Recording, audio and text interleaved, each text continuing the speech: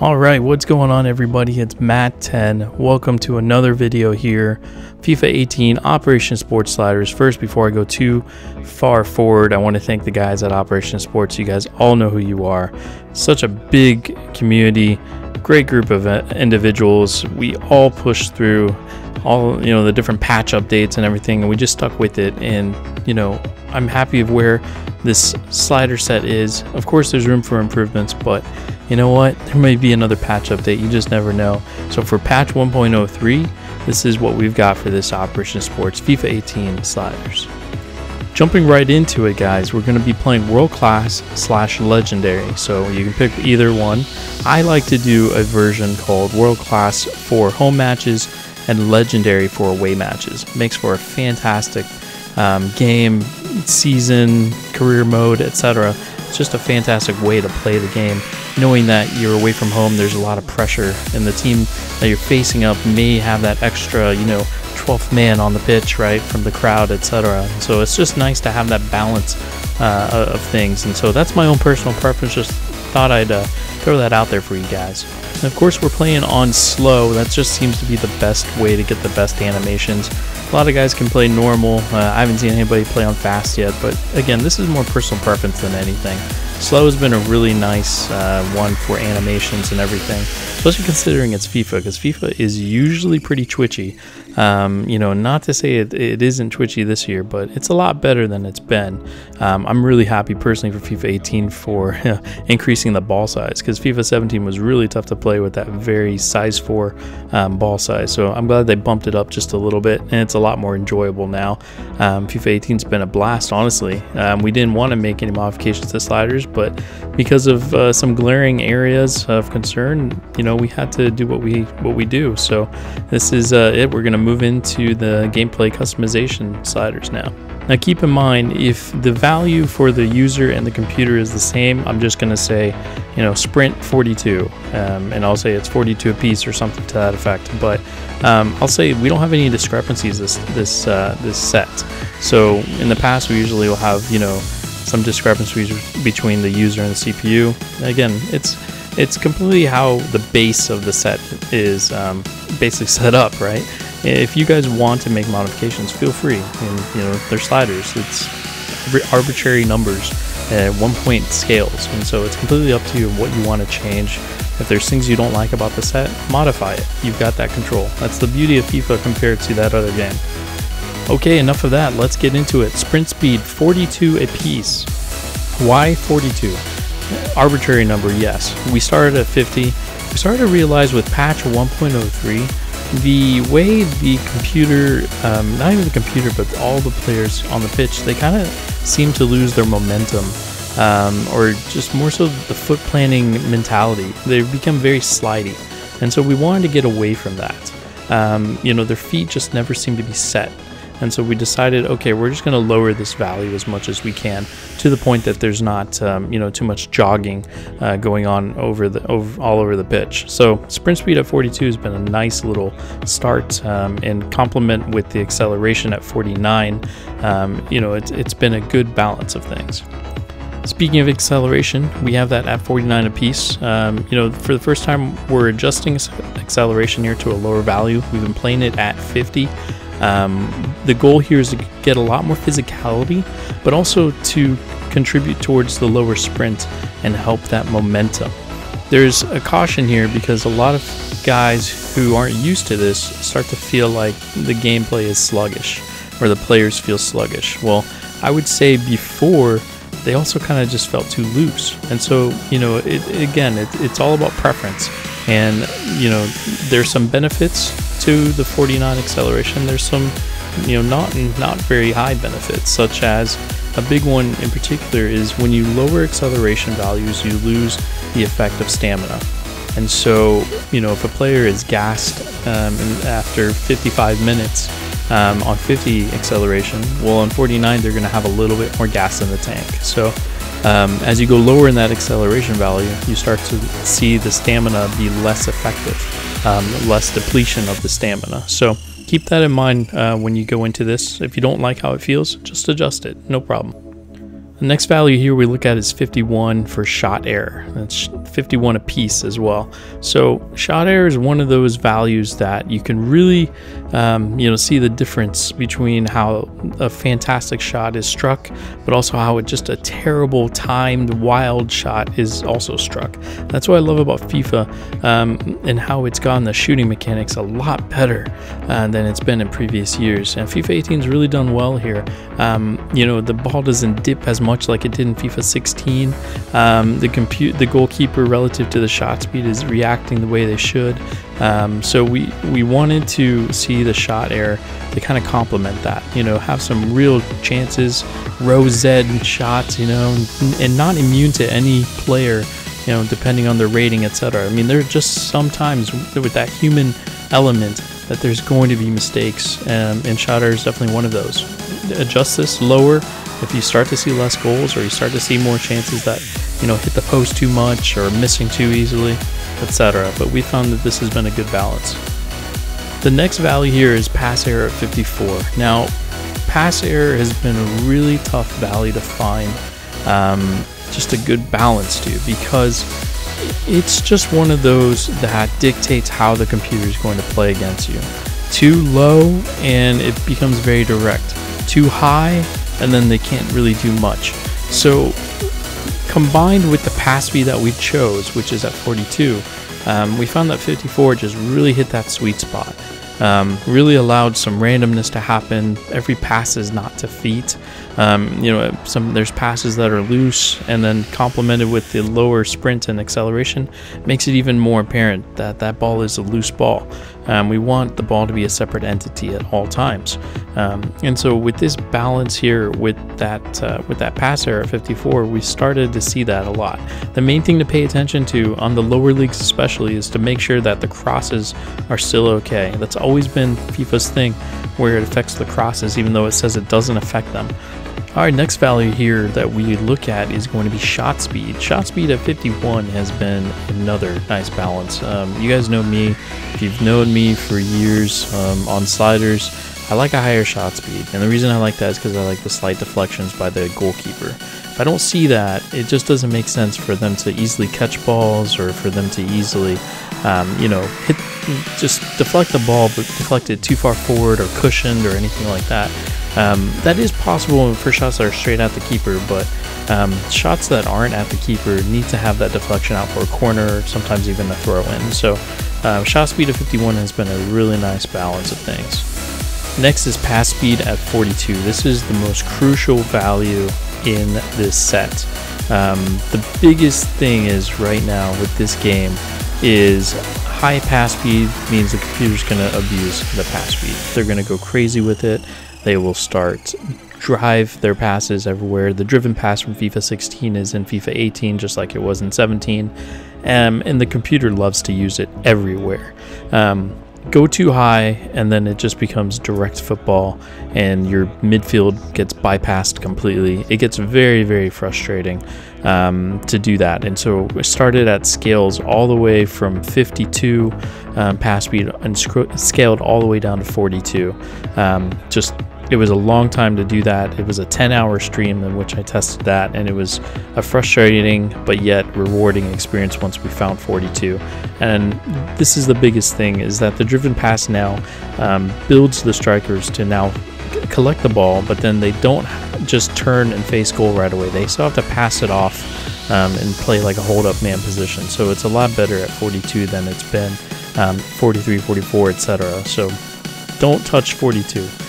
Next value is the injury values. I'm going to combine the frequency and severity together here. We do 64 apiece for the frequency and 4 for the severity, right? Really strange numbers, I know.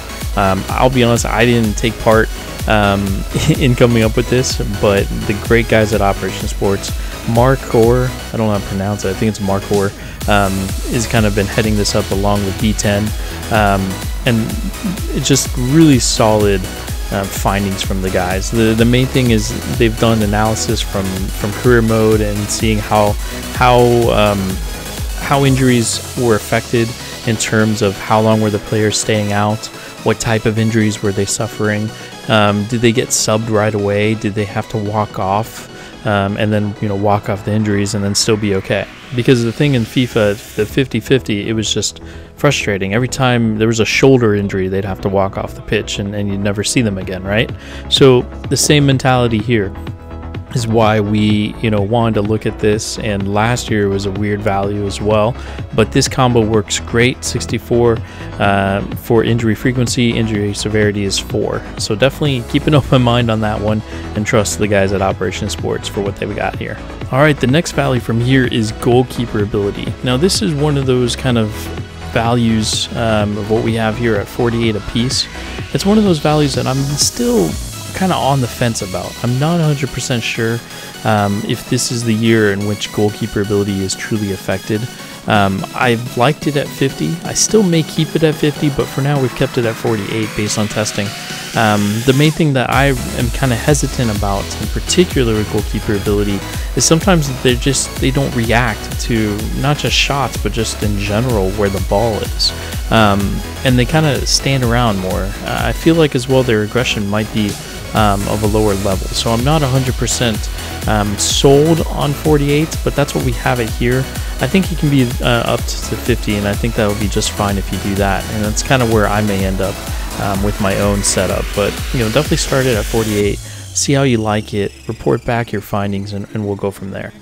Next up is marking. Marking is at 52 apiece. Now I'll tell you, marking and pass speed are probably the two most important values of any set, and this set definitely doesn't differ from that, because marking here is at 52, a lot lower than where we usually are for FIFA, but because of the line settings that I'll explain, of course, the marking had to be a little lower. But on top of that, with FIFA this year, especially this patch update more importantly, is that marking has really become a lot about man-to-man instead of zonal approaches. And so we had to adjust that, and we had to start working from more default and building it up that way.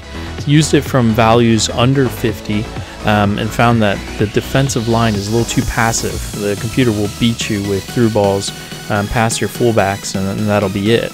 The same goes for the computer's defense as well. So had it at 50, felt it was a tad conservative relative to the custom team tactics and the type of team you're playing, and then found the sweet spot at 52. I would say if you raise this, you've really got to be careful for one of the terms that I always bring up is defensive ADD. Basically where the defenders are not paying attention to where the ball is. They're out going off and trying to mark a runner off the ball, and not finding what the ball is, or having a priority to get the ball carrier. So that's really important here with marking. It's such a sensitive value. If you were trying to make adjustments for yourself and report back on how it is for yours. Definitely tell us the team you're using, etc., because it's going to vary because of custom team tactics, because of the tactics of of each team, etc. So I would stay clear of adjusting marking.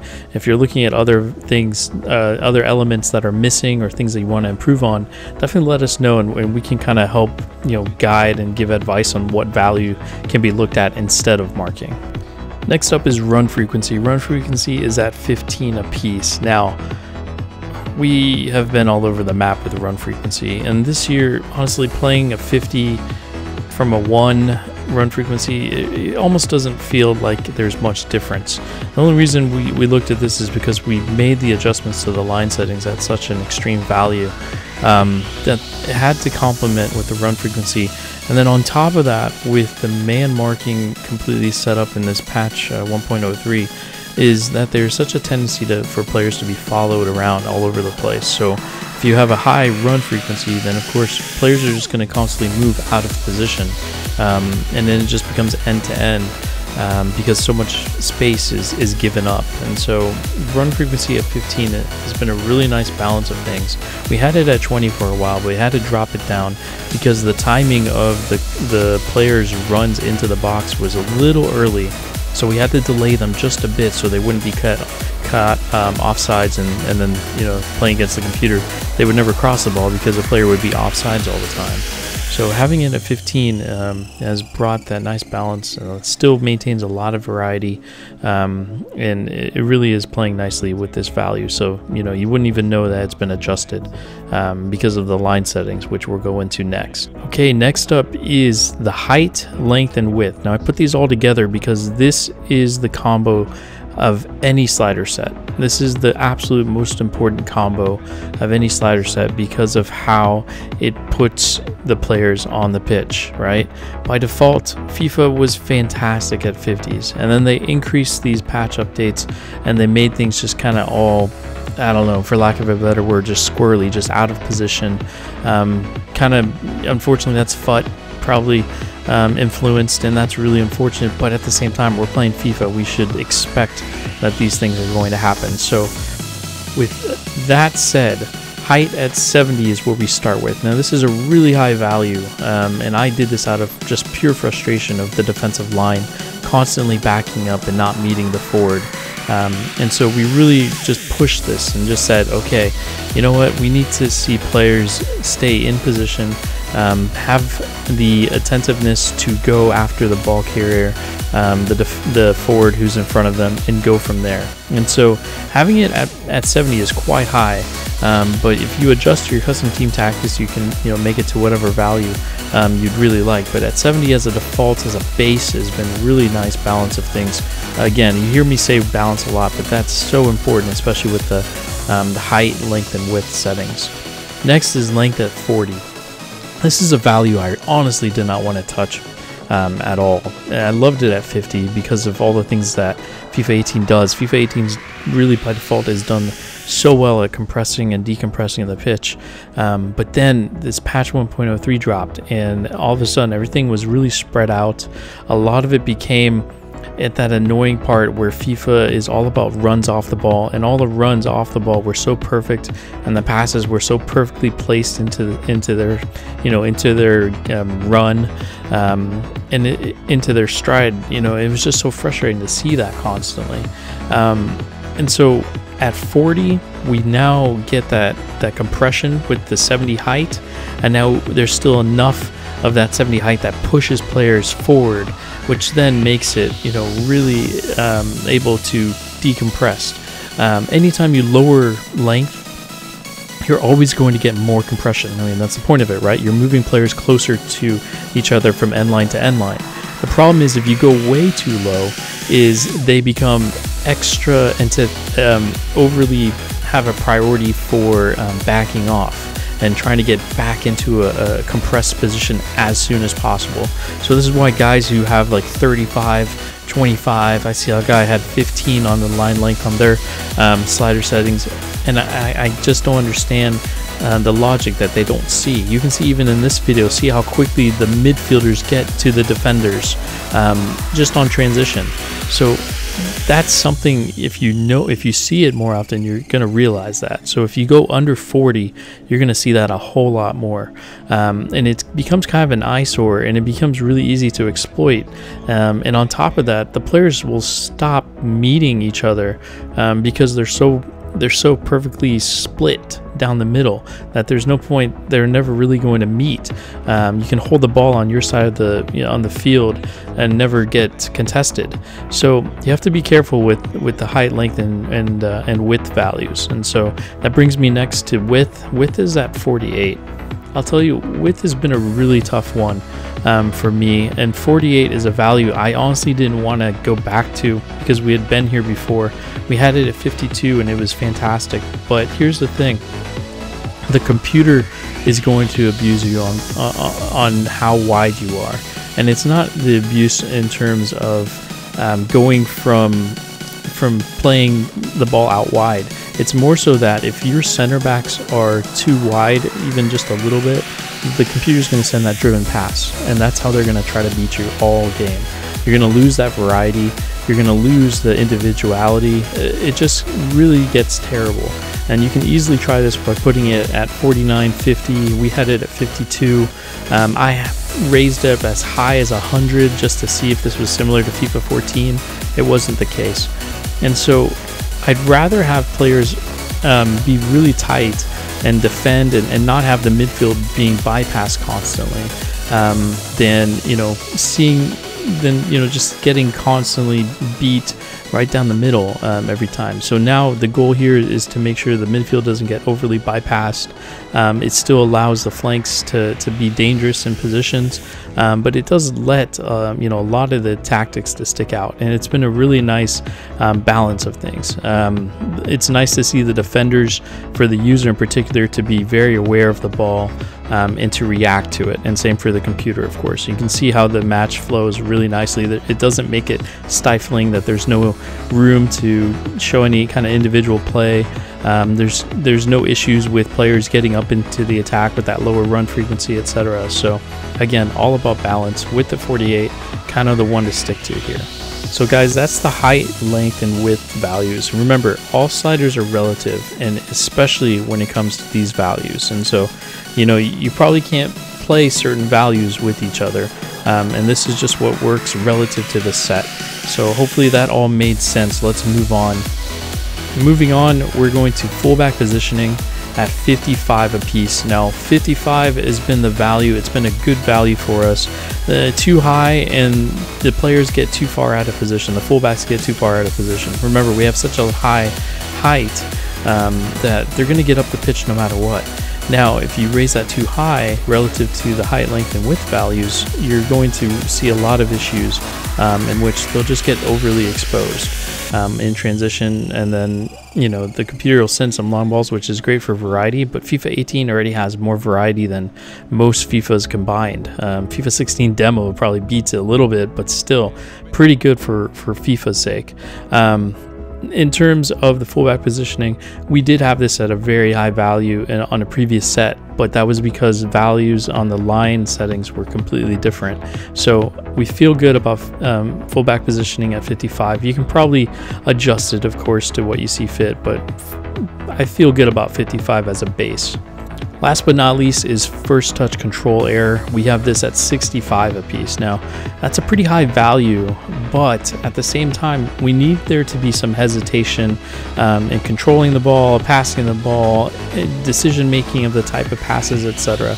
Not to say that it's built in that way, but at the same time, you'll know the feeling of a bad pass or a bad player controlling the ball, etc. And it's really nice to see center backs who can't just drop the ball right perfectly. They have to clear the ball instead of trying to trap it, etc. And then nice to see some skill from some players that can have a really nice soft touch.